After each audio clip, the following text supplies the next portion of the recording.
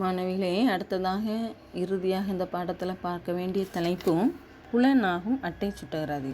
சுட்டகராதின் வகைகள் 3 பார்த்தோம். பக்க சுட்டகராதி, அதுக்கப்புறம் அந்த பக்க சுட்டகராதிய வகைகளை பற்றி பார்த்தோம். பேரளவு புத்தக சுட்டகராதி, விடுதாள் சுட்டகராதி, உயிரெழுத்து சுட்டகராதி.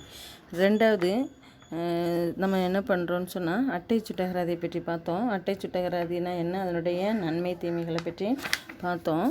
மூன்றாவதாக நம்ம புலனாகும் சுட்டகராதி. புலனாகுதல், புலன் சொல்லும்போது பொதுவாக ஐம்புலன்கள் யாவன மெய்வாய் கண்மூக்கு செவின்னு சொல்கிறோம் இல்லையா.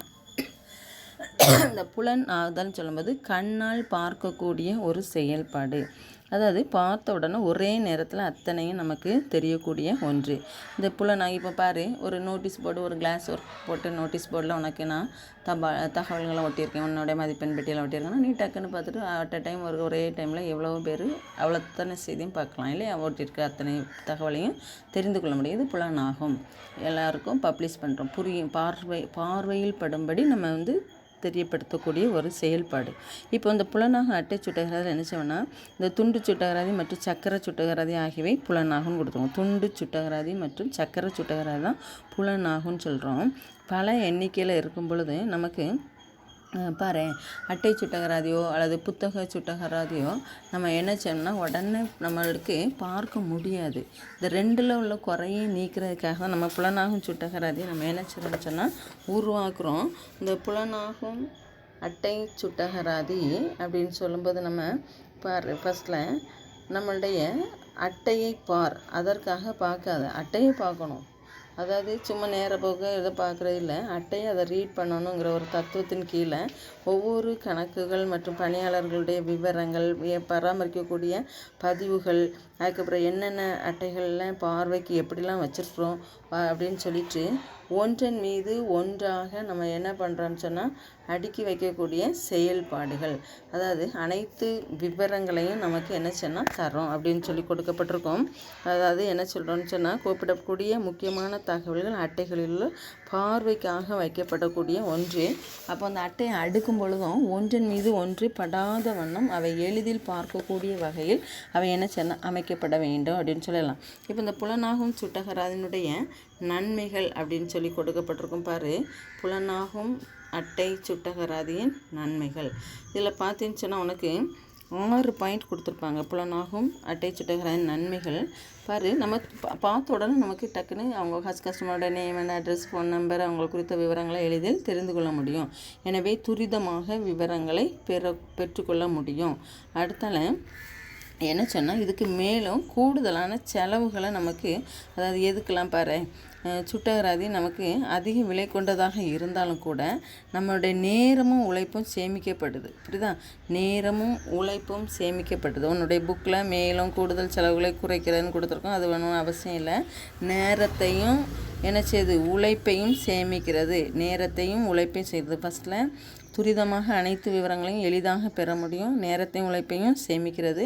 அதுக்கப்புறம் எளிதாக அகற்றவும் நுழைக்கவும் முடியும். அதாவது சொன்ன நோட்டீஸ் போர்டு மாதிரியோ ஏதாவது நமக்கு விசிபிளாக வச்சுருப்பாங்க, அதை என்ன செஞ்சோன்னா தேவையில்லாத உடனடியாக நீக்கலாம், புதிதாகவும் நம்ம விடுதல் பேரேடு போல் சேர்த்து கொள்ள முடியும். அடுத்து என்ன சொன்னால் இந்த புலனாகும் அது குட்டி அளவில் தான் இருக்கும் இல்லையா. எனக்கு அட்டை சுட்டகராலேருந்து வந்தது தான் புலனாகும் அட்டை சுட்டகராதி. ஆக்சுவலாக செயல்பாடு என்ன தான், அட்டை சுட்டகராதி தான். அட்டை சுட்டகராதி நம்ம எவ்வாறு அரேஞ்ச் பண்ணுறோம், பார்க்கக்கூடிய வகையில், பார்த்தவுடன் புரியக்கூடிய வகையில் அவை என்னச்சு அப்படின்னா எளிதாக பாதுகாத்து வைக்கப்படுகிறது, பார்வைக்கு தெரியும்படியாக பாதுகாத்து வைக்கப்படுகிறது. எனவே இது என்ன சொல்கிறோன்னு சொன்னால் அட்டைகளை எளிதாக அகற்றணும்னு சொன்னோம். இப்போது அதில் பல எண்ணிக்கையிலான அட்டைகள் நம்மளால் என்ன செய்ய முடியும், வைத்துக்கொள்ள முடியும். 5வது பாயிண்ட்டு எளிதாக சேர்க்கவோ எடுக்கவோ முடியும்னு சொல்லி பார்க்குறோம். 6வது பாயிண்ட்டு கட்டுப்படுத்தவும் உதவுகிறதுன்னு கொடுத்துருக்கோம். வியாபாரத்தினுடைய இதர பணிகளை கட்டுப்படுத்தவும் உதவுகிறது. ஃபஸ்ட்டு பாயிண்ட் அனைத்து விவரங்களையும் துரிதமாக விவரங்களை பெற்றுக்கொள்ள முடியும். செகண்ட் பாயிண்ட் நேரத்தையும் உழைப்பையும் சேமிக்கிறது. தேர்ட் பாயிண்ட் எளிதாக அகற்றவும் நுழைக்கவும் முடியும். அடுத்தால 4வது பாயிண்டில் புலனாகும் சுட்டகராதி குட்டியோண்டு இருக்கிறதுனாலையும் ஒவ்வொரு தட்டிலையும் பல எண்ணிக்கையிலான அட்டைகளை என்ன செய்ய முடியும், குட்டியாக இருந்தாலும் பல அட்டைகளை நம்ம என்ன செய்ய முடியும்னா பாதுகாத்து வைக்க முடியும். எளிதாக சேர்க்கவும் எடுக்க முடியும். கட்டுப்படுத்தலுக்கு உதவியாக உள்ளது. அடுத்ததில் பாரு, இந்த புலனாகும் அட்டை சுட்டகராதியினுடைய குறைபாடுகள் கொடுக்கப்பட்டிருக்கும். இந்த புலனாகும் அட்டை சுட்டகராதியின் குறைபாடுகள் உனக்கு 2 குறைபாடுகள்லாம் கொடுத்துருக்குமா. என்ன கொடுக்கப்பட்டிருக்குன்னா, அட்டை சுட்டகராதி அப்படின்னு சொல்லும்போது அதுக்குன்னு அந்த பார்க்கக்கூடிய வகையில் நம்ம சாதனத்தை வைக்கணும்னு அவசியம் இல்லை. எனவே இந்த சாதனத்தை விட விலை அதிகம். புலனாகும் அட்டை சுட்டகராதிக்கான சாதனம் அதிகம். அட்டை சுட்டகராதியோட ஒப்பிடும் பொழுது அட்டை சுட்டகராதியிலிருந்து உருவானது புலனாகும் சுட்டகராதி. அட்டை சுட்டகராதியில் எவ்வாறு ஒரு வாடிக்கையாளருடைய பெயர் மாதிரி பதிஞ்சிருக்கிறாங்களோ அந்த தகவல் தான். ஆனால் அந்த தகவல் எளிதில் பார்ப்பதற்கு வசதியாக அரேஞ்ச் பண்ணக்கூடிய ஒரு செயல்பாடு தான் நம்ம என்ன சொல்லலாம்னு சொன்னால் புலனாகும் அட்டை சுட்டகராதின்னு சொல்கிறோம். எனவே இந்த சாதனத்திற்கான விலை அதிகம். செகண்ட் பாயிண்டில் பார்த்தேன்னு சொன்னால், அந்த பணியாளர்களுக்கு அந்த கோப்பிடக்கூடிய சாதனங்களை பார்வையில் வைத்து அடுக்கிறதுக்கு பணியாளர்களுக்கு பயிற்சி அளிக்கப்பட வேண்டும். பயிற்சி இல்லாதவங்க இந்த என்ன செய்ய முடியாதுன்னு சொன்னால் புலனாகும் அட்டை சுட்டகராதியை பராமரிக்க முடியாது. புலனாகும் அட்டை சுட்டகராதி என்றால் என்ன, புலனாகும் அட்டை சுட்டகராதியினுடைய நன்மை தீமைகள் பார்த்துருக்கோம். அடுத்து துண்டு சுட்டகராதி. இந்த துண்டு சுட்டகராதி எதனுடைய வகை தான்? புலனாகும் சுட்டகராதியினுடைய ஒன்று தான். இந்த துண்டு சுட்டகராதியில் என்ன கொடுத்துருப்பாங்கன்னா, ஒரு ஃப்ரேம் வச்சுருப்பாங்க. இதில் உறுதியானதில் இதில் வாடிக்கையாளனுடைய என்ன செய்யணும்னு சொன்னால் பெயர் முகவரி தான் இருக்கும். பெயர் முகவரி மற்றும் அவங்களுடைய ஃபோன் நம்பர் இருக்கும்.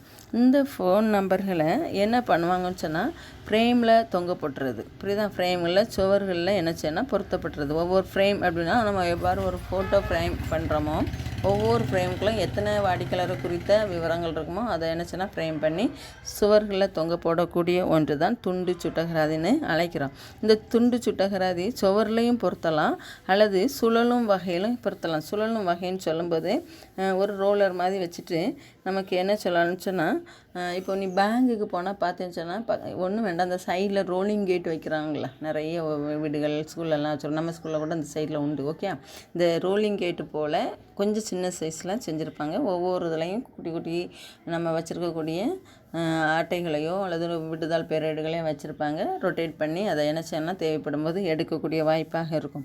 இப்போ என்ன பண்ணுறாங்கன்னா, சுழலும் வகையிலும் பொருத்தப்பட்டுலாம் அல்லது சுவர்களையும் அட்டை சுட்டகராதி என்னதான் துண்டு சுட்டகராதியை வச்சு நம்ம என்ன செய்ய முடியும் பாதுகாத்து கொள்ள முடியும். இதில் என்னன்னு சொன்னால், பொதுவாக அழிவுகள்லேருந்து காப்பாற்றுவதற்காக இந்த செயல்பாடு இருக்குதுன்னு சொல்லலாம். பொதுவாக நமக்கு இந்த பாரு ஃப்ரேமில் வச்சு வைக்கிறோம். அப்போ இது என்ன செய்யணும், ஒரு வகையான உரைகளால் அது என்ன செய்யணும்னா மூடப்படுது. எனவே அதிக அளவு பாதுகாப்பு கொண்டதுன்னு சொல்லலாம். அதிக அளவு பாதுகாப்பு கொண்டது அப்படின்னு சொல்லி கொடுக்கப்பட்டிருக்கோம். மூன்றாவதாக பாருமா, சுழலும் சக்கர சுட்டகராதி. சுழலும் சக்கர சுட்டகராதின்னு சொல்லி படிக்கிறோம்.